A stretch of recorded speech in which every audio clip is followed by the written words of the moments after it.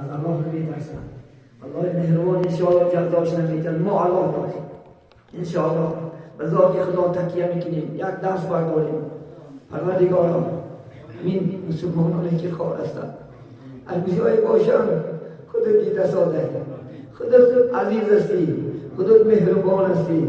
آن به ایمان هایی که نقشه ها میکشند برای نصب کردن قرآن، برای نصب کردن اسلام، برای نصب کردن مساجد، در نقشه هاش خدا را خود سرنگون شو میگردن.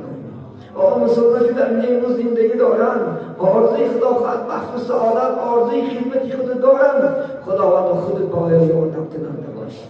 چون که حضرت نوح دعا کردن آخرین که انا مغلوب و فانتصیر، اور پروردگار مخلوق خود یاردم که ما هم مغلوبیم، ما هم فقط دعا میکنیم خلاص الله این خلافت کامل خودت در نقشه هاش نیست نابود کن.